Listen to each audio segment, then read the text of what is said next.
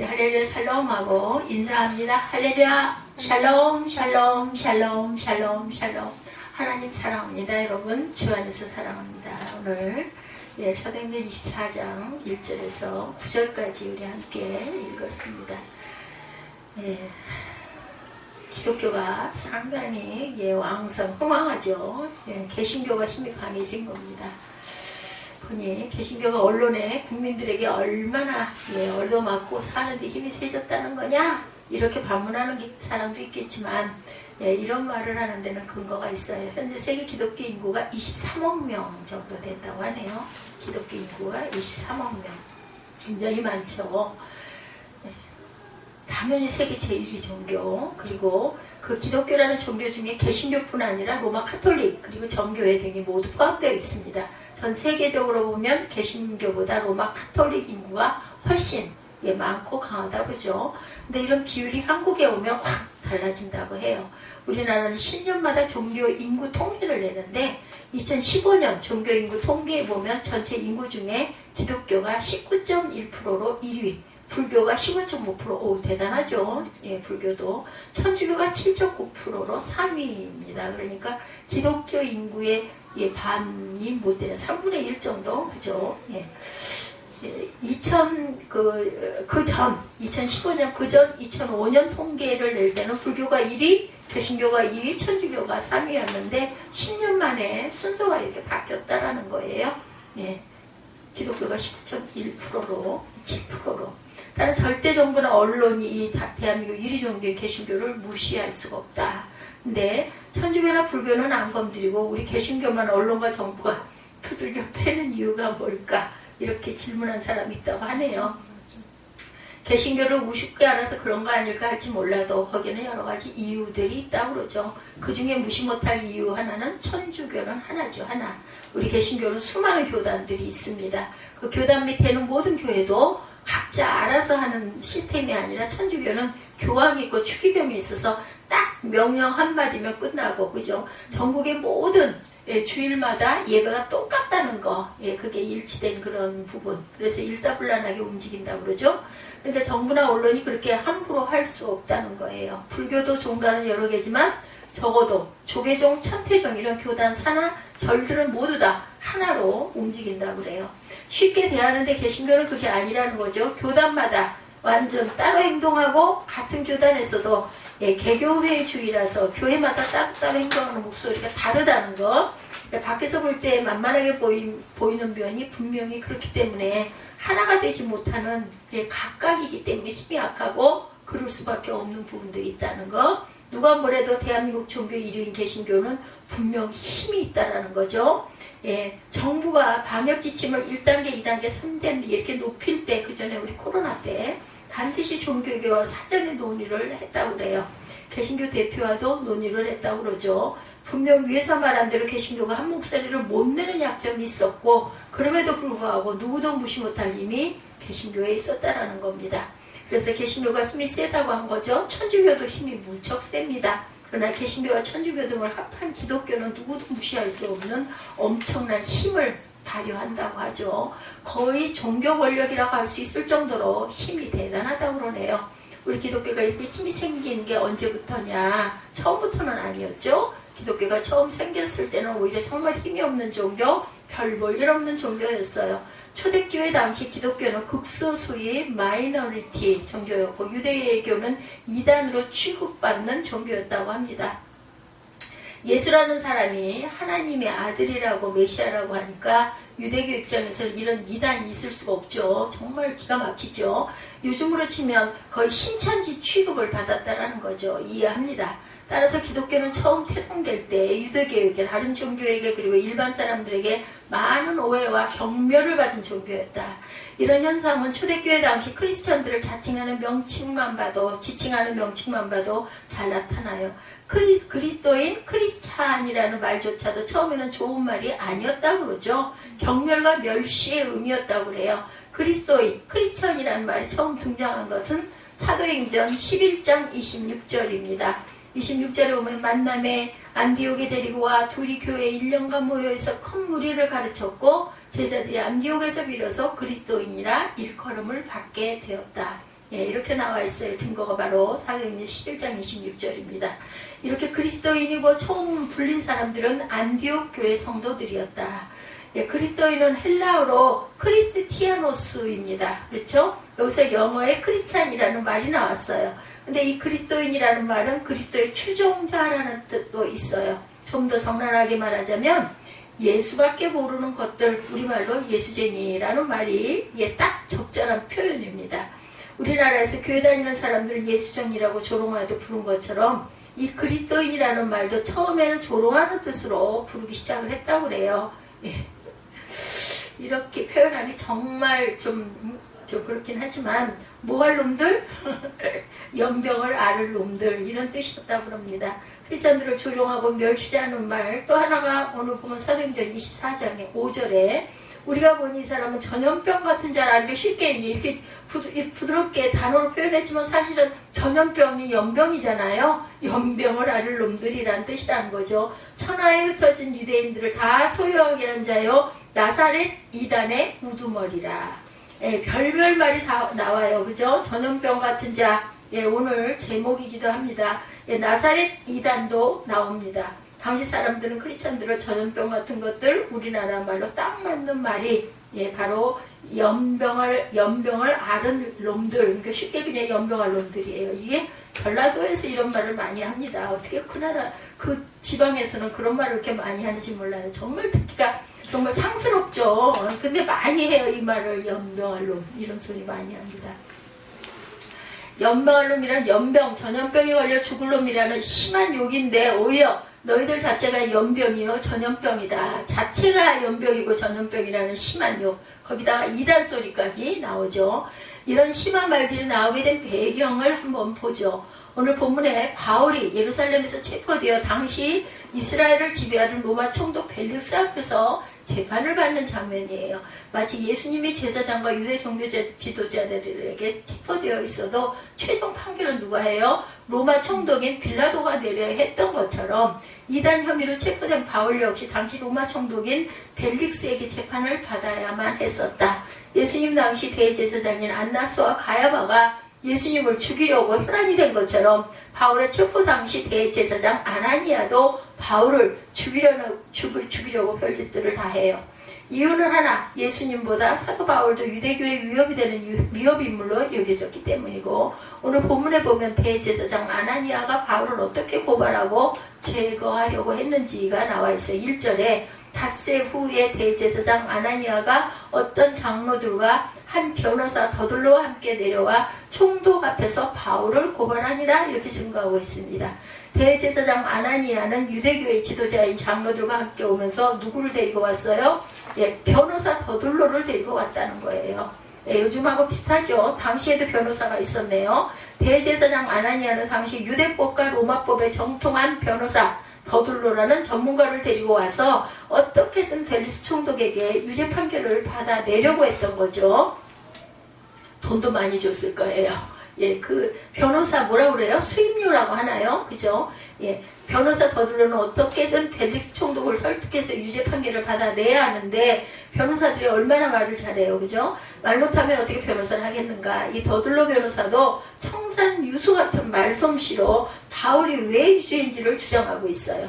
더둘러의 말을 가만히 보면 정말 재밌죠. 이 사람 보통이 아닙니다. 더둘러 변호사가 먼저 3절에 벨리스 총독을 입에 침이 마르게 칭찬하는 대목 3절이죠. 벨리스 각하여 우리가 당신을 힘입어 태평을 누리고 또 이 민족이 당신의 선견으로 말미암아 여러 가지로 개선된 것을 우리가 어느 모양으로나 어느 곳에서나 크게 감사하나이다. 벨릭스 각하께서 우리를 다스려 주셔서 우리가 태평을 누리고 삶이 크게 개선되었음을 크게 감사합니다. 굉장한 아부예요. 그죠? 입에 침이 마르게 아부에서 일단 벨리스 총독의 환심을 사는 거죠. 집중을 하게 하는 거예요. 5, 6절에 본격적으로 사도 바울 고발이 나오죠. 우리가 보니 이 사람은 전염병 같은 자라. 이게 오늘 제목이죠. 전염병 같은 자. 쉽게 얘기해서 연병할 놈이다, 이런 얘기예요. 천하에 흩어진 유대인을 다 소유하게 하는 자요 나사렛 이단의 우두머리다. 그가 또 성도를 더럽게 하려 함으로 우리가 잡았다라고 얘기합니다. 바울의 세 가지 제목, 유대인 소유죄, 그리고 로마 총독이 제일 예민한 부분이 바로 소요, 시끄럽게 구는 자. 식민지 백성들을 선동하고 소요하게 했다면 로마 총독 입장에서는 심각한 죄입니다. 그래서 전략적으로 제일 첫 번째 죄목으로 거론한 거예요. 소요시켰다. 둘째 죄는 이단죄. 나사렛 이단, 유대 종교자들은 예수를 이렇게 불렀어요. 예수 이단, 나사렛 이단이다. 세 번째 죄는 성전을 더럽힌 성전 모독죄. 세 가지예요. 소유죄, 성전 모독죄, 그리고 또한 이단, 나사렛 이단이다. 세 가지 죄를 지었으니 마땅히 이 바울이라는 놈을 처벌해달라고 주장하죠. 어떻게든 기독교를 박멸해야 하니까. 근데 우리는 더둘로 변호사가 나열한 바울의 제목보다 그가 쓰는 한 가지 표현에 더 주목하게 되는데 바로 전염병 같은 자라는 칭호예요. 왜 더둘로는 바울을 전염병 같은 자라고 불렀을까? 무서운 전염성이 있었기 때문이라는 거죠. 바울이라는 자 한 명이 다니는 곳마다 이상한 말을 해서 사람들 마음을 흔들어 놓고 그리고 유대교에서 예수 이단, 나사렛 이단으로 개종하게 했다라는 거예요. 가는 곳마다 이 사람이 가기만 하면 자꾸 전염이 된다라는 거죠. 그래서 바울을 앞서 나온 그리스도인 예수쟁이라는 말처럼 경멸하는 의미에서 전염병 같은 놈이다 라고 규정한 것이고, 총독 벨릭스에게 이 전염병 같은 무서운 전파력과 전염병을 가진 바울을 처벌하고 제거해서 이단의 뿌리를 뽑아달라 이렇게 요청을 한 겁니다. 근데 이 전염병 같은 자라는 말이 어디 사도 바울 한 사람에게만 해당이 되느냐는 거죠. 바울뿐 아니라 모든 그리스도인들은 예수장이자 전염병 같은 자들이 되어 있어요. 그래서 전부 다 점점점 전염을 시키고 있다는 거죠. 전염병 같은 예수장이 딱 한 사람만 있으면 그 사람의 가정 모두가, 가문 모두가 전부 다 전도가 된다. 그 한 명의 예수쟁이 때문에 그 사람의 직장, 이웃, 주변이 전부 다 전염이 되어서 전도되고 뒤집어지는 역사가 일어나야 된다라는 거예요. 여러분들 믿으시나요? 이렇게 본다면 전염병 같은 자라는 말은 욕이나 경멸이 아니라 거꾸로 보면은 우리를 인정하고 칭찬하는 말이 되는 거예요. 오히려 한 명만, 그 집안에 한 명만 있으면 모두 다 전도가 된다. 더둘로 변호사나 대제사장 아나니아도 바울을 경멸하는 말을 쓰긴 했지만 실제로는 겁이 난 거예요. 두려운 거죠. 저 한 놈 때문에 전부 다 전염이 돼. 큰일 나서 저놈을 죽여야 돼. 이렇게 된 거죠. 그러니 아이러니하게도 전염병 같은 자라는 말은 경멸이나 멸시의 의미가 아니라 오히려 바울의 능력을 인정해주는 말이 되기도 했다. 오늘 우리도 마찬가지입니다. 저 한 사람 완전 예수쟁이야. 예수밖에 몰라. 하는 말과 저 사람은 예수쟁이가 아니야. 교회 다녀도 예수쟁이는 아니야. 이런 말, 그죠? 달라요. 그 말 중에 어떤 말이 우리를 인정해주는 말이겠나. 예수쟁이야. 이 말이 인정해주는 말이죠. 저 사람 완전 전염병 같은 인간이야. 가는 곳마다 예수 전염병을 감염시켜 하는 말을, 저 사람은 저 혼자는 삶이는지 몰라도 남한테는 전혀 상관이 없어. 영향력을 못 끼쳐. 하는 말 중에 어떤 말이 우리를 인정해주는 말이겠느냐는 거죠. 예수를 믿으면, 우리 그 전에 그런 말 많이 들었죠? 저렇게 믿어야 돼? 유별을 떨어. 예수를 믿으면 조용히 가만히 믿지. 왜 그 난리를 쳐? 이런 얘기 많이 들었잖아요.